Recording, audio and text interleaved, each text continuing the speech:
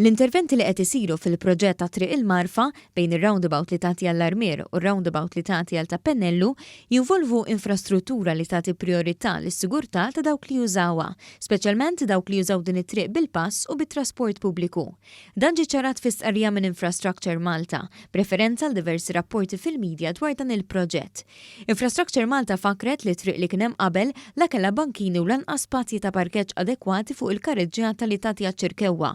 U bekk bosta sewwieqa kienu jipparkjaw il-vetturi tagħhom parzjalment fuq il-korsija tax-xellug b'riski kbar għalihom u għall-vetturi l-oħra li jkunu qed isuqu fuq l-istess korsija. Għalhekk ġie deċiż li l-parkeġġ għandu jkun fil-biċċa l-kbira tiegħu fuq in-naħa tal-bajja. Għalhekk il-prijorità kienet li wieħed jimmassimizza l-ispazji tal-parkeġġ minħabba li l-għadiri hija destinazzjoni mfittxija minn ħafna, speċjalment fis-sajf.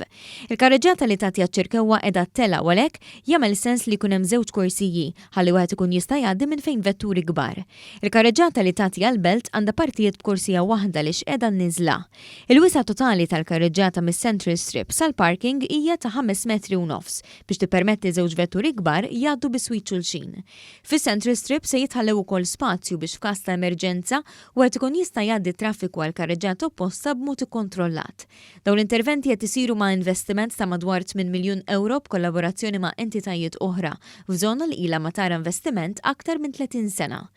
Infrastructure Malta notat li huwa ta' diżappunt li wieħed jinnota stqarrijiet bla bażi u bla responsabilità li warbu għal kollox il-bżonn li tinħoloq infrastruttura iżjed sigura. L-istqarrija temmet tgħid li l-Aġenzija se tkompli twettaq il-viżjoni tal-Gvern għal titjib fl-infrastruttura ta' pajjiżna.